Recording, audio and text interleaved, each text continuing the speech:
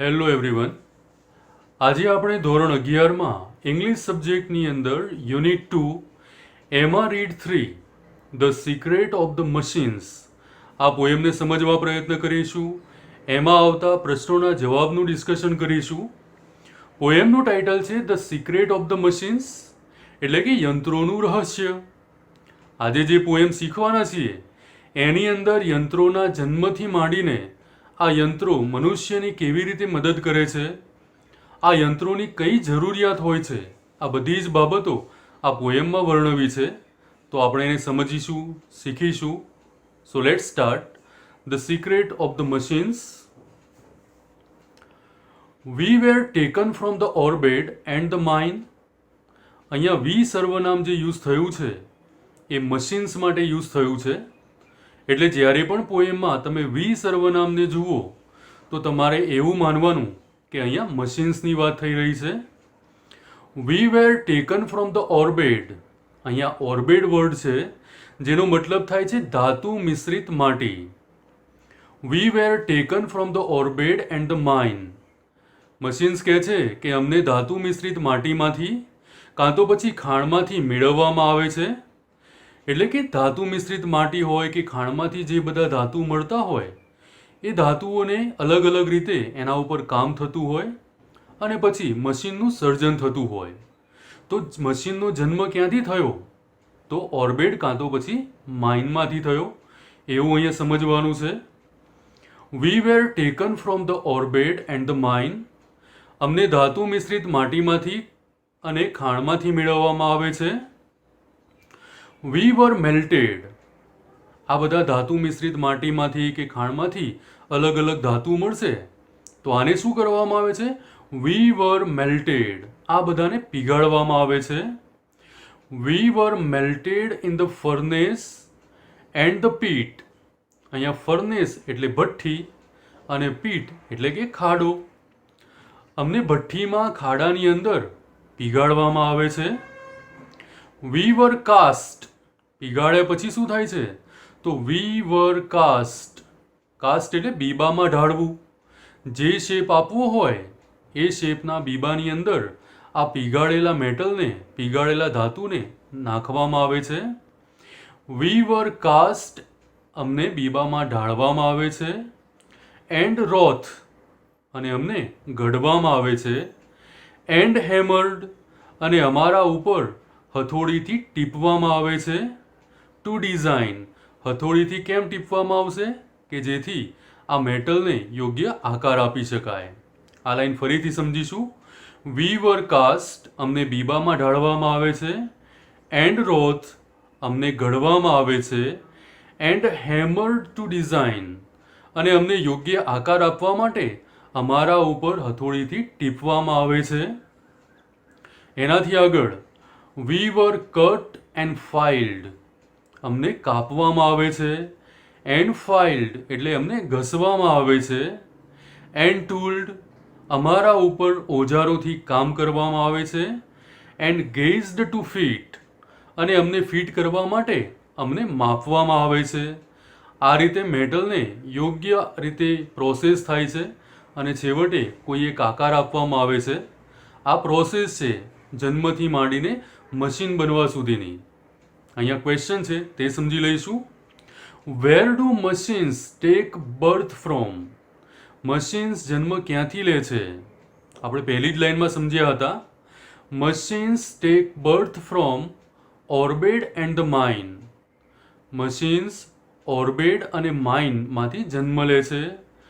Orbit એટલે ધાતુ મિશ્રિત માટી અને માઇન એટલે ખાણ. Next question.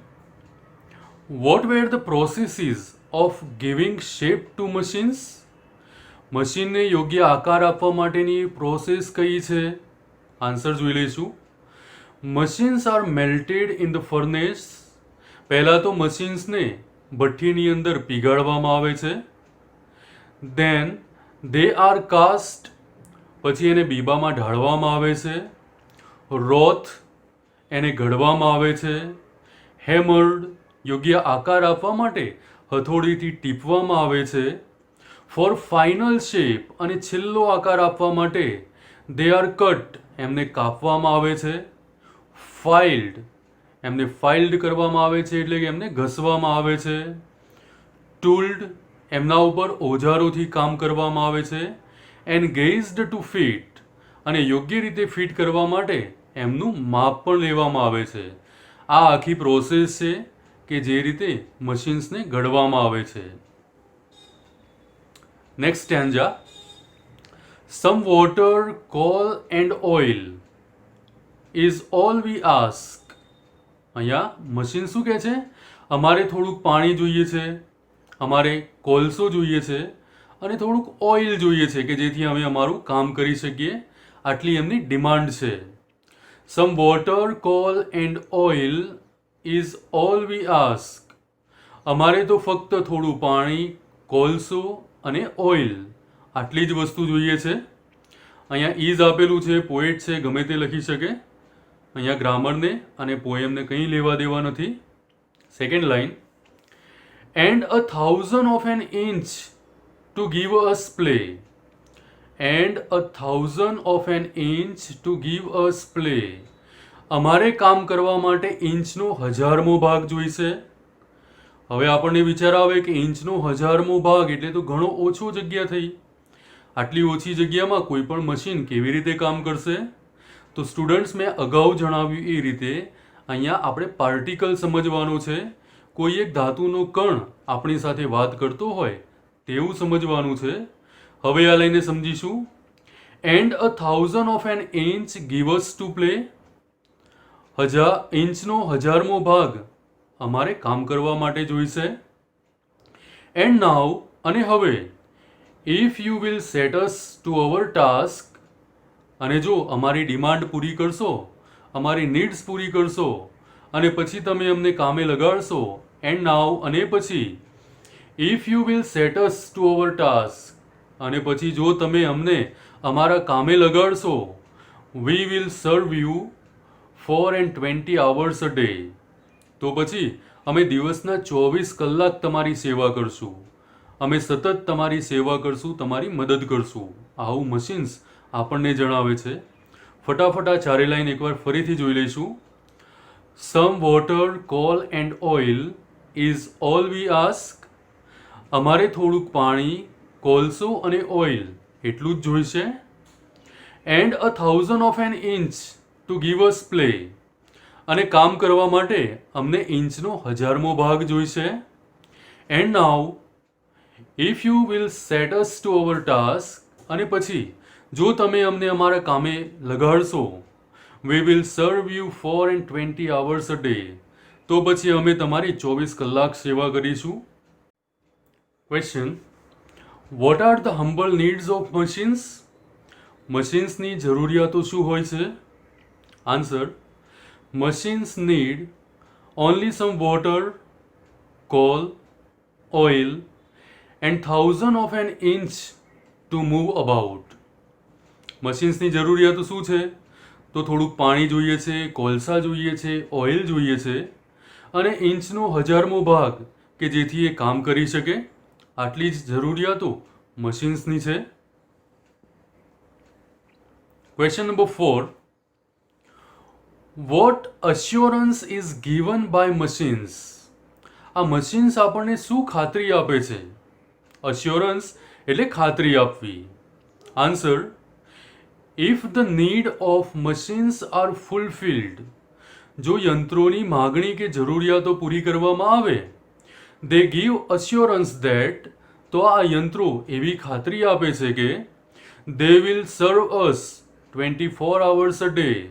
તો પછી આ મશીન્સ, આ યંત્રો આપણી 24 કલાક સેવા કરશે. આ વાતની એ ખાતરી આપે છે. Question number 5. Write rhyming words. આ સ્ટાન્જામાં આવતા રાઇમિંગ વર્ડ્સ લખવાના છે. રાઇમિંગ વર્ડ્સ સ્ટાન્જામાં, વાક્યની અંદર સૌથી છેલ્લે જ હશે, અને ઉચ્ચાર સરખો હોય એવા સ્ટાન્જાસ કહેવાય. અહીંયા જોઈ શકીએ છીએ આસ્ક, ટાસ્ક, આ વન પેર છે, અને બીજી એક પેર છે પ્લે, ડે. આ રાઇમિંગ વર્ડ્સ છે. Next stanza. We can pull and howl and push and lift and drive. Machine શું કરી શકે છે તે આ સ્ટેન્જામાં જણાવ્યું છે. વી કેન પુલ અમે ખેંચી શકીએ છીએ, એન્ડ હાવલ અમે ઘસડી શકીએ છીએ, એન્ડ પુશ અમે ધક્કો મારી શકીએ છીએ, એન્ડ લિફ્ટ અમે ઊંચું કરી શકીએ છીએ, એન્ડ ડ્રાઈવ અમે ચલાવી શકીએ છીએ. તેનાથી આગળ we can print machines print કરી શકે છે, એન્ડ પ્લાવ હળ ચલાવી શકે છે, એન્ડ વીવ વણાટ કામ કરી શકે છે, એન્ડ હીટ એન્ડ લાઇટ ઉષ્મા આપી શકે છે, પ્રકાશ આપી શકે છે. વી કેન રન અમે દોડી શકીએ છીએ, એન્ડ રેસ અમે રેસ લગાડી શકીએ છીએ, એન્ડ સ્વિમ અમે તરી શકીએ છીએ, એન્ડ ફ્લાય અમે ઉડી શકીએ છીએ, એન્ડ ડાઈવ અમે ડૂબકી મારી શકીએ છીએ. We can see and here અમે જોઈ શકીએ છીએ, સાંભળી શકીએ છીએ, એન્ડ કાઉન્ટ અમે ગણતરી કરી શકીએ છીએ, એન્ડ રીડ એન્ડ રાઇટ અમે લખી અને વાંચી શકીએ છીએ. અહીંયા દર્શાવેલી બધી જ કાર્ય મશીન્સ કરી શકે છે. આમ જોવા જઈએ તો આ મશીન્સ આપણા માટે ખૂબ જ મદદરૂપ છે. મશીન્સ આપણને ખૂબ જ હેલ્પફુલ છે. Let's see question. What can machines do? Students અહીંયા જેટલું પણ દર્શાવ્યું છે એ બધું જ આ આન્સરમાં લખવું પડશે. Let's see answer. Machines can pull, haul, lift, drive, print, plough, weave, heat, light, run, race, swim, fly, dive, see, hear, count, read and write. આ બધું જ આ આન્સરમાં લખવું પડશે. Next stanza. But remember please. આ સ્ટાન્જામાં મશીન્સ આપણને કંઈક યાદ રાખવાનું કહે છે.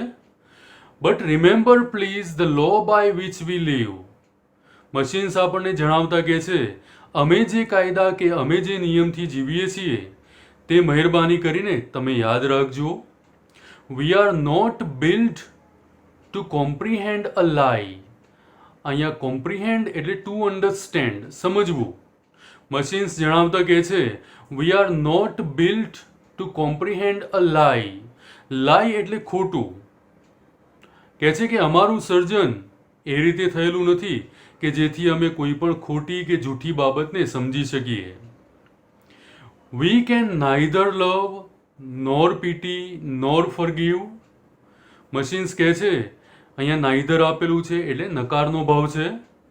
મશીન્સ કહે છે we can neither love nor pity nor forgive. અમે કોઈને ચાહી શકતા નથી, અમને કોઈની ઉપર દયા નથી આવતી, અમે કોઈને માફ નથી કરતા. If you make a slip in handling us you ડાઈ.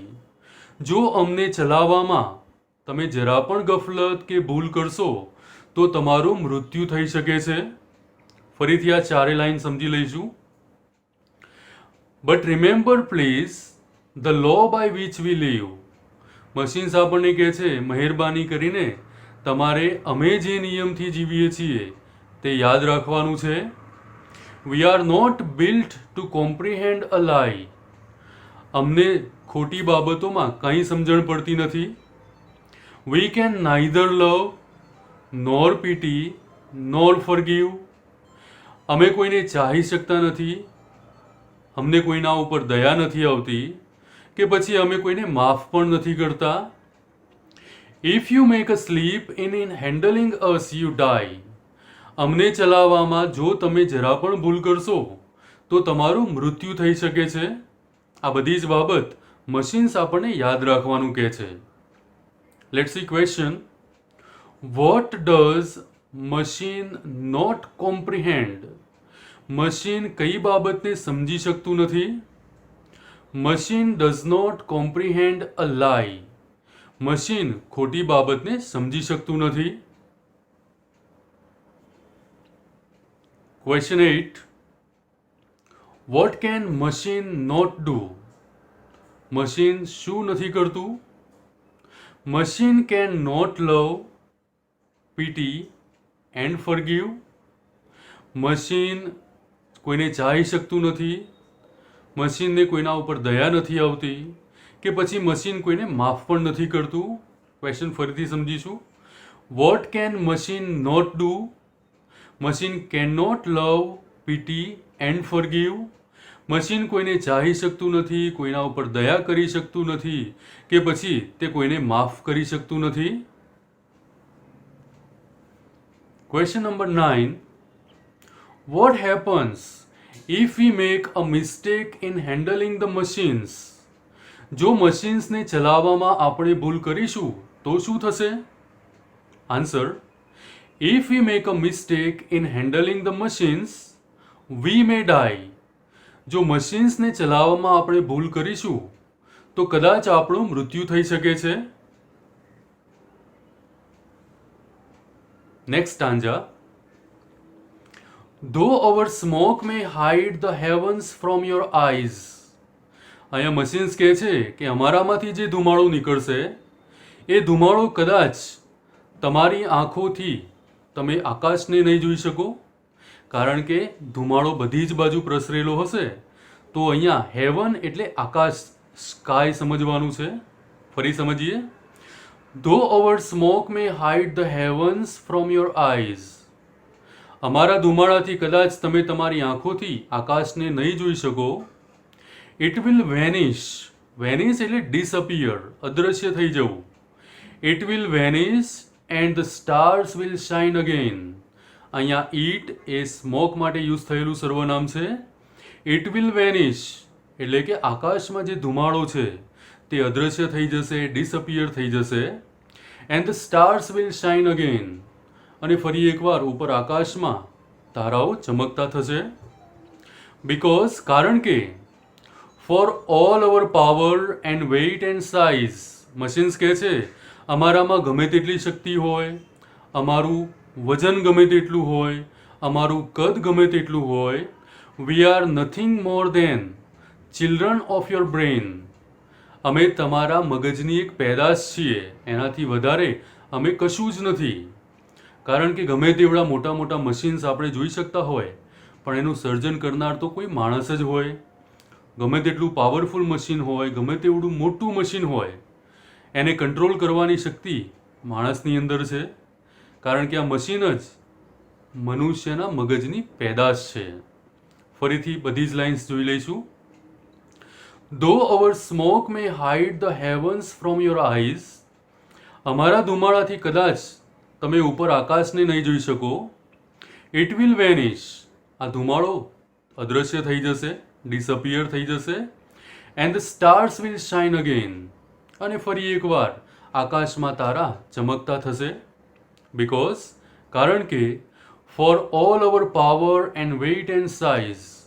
અમારામાં ગમે તેટલી શક્તિ હોય, અમારું વજન ગમે તેટલું હોય, અમારું કદ ગમે તેવું હોય, we are nothing more than children of your brain. અમે તમારા મગજની એક પેદાશ છીએ, એનાથી વધારે અમે કશું જ નથી. આવું મશીન કબૂલે છે કે અમારું સર્જન કરનારા તમે જ છો, મનુષ્ય જ છે. Let's see question. When will the stars shine again. તારા ફરીથી ક્યારે ચમકતા થશે? After the vanishing of smoke the stars will shine again. આકાશમાંથી જ્યારે ધુમાડો અદૃશ્ય થશે ત્યારે ફરી એકવાર આકાશમાં તારા શાઇનિંગ કરશે, તારા ફરીથી ટમટમશે, ચમકશે. Question number 11. What do machines confess? અહીંયા કન્ફેસ એટલે કબૂલ કરવું. મશીન્સ શું કબૂલ કરે છે? Machine confess that. મશીન્સ એવું કબૂલ કરે છે કે they are nothing more than creation of human being. તેઓ મનુષ્યના સર્જન સિવાય બીજું કશું જ નથી. આવું મશીન્સ કબૂલ કરે છે. Students, the secret of the machines. આ પોએમ અહીંયા પૂર્ણ થાય છે. મને આશા છે કે આ પોએમમાં તમને સમજણ પડી હશે. આ વિડીયો તમને હેલ્પફુલ થશે. Thank you.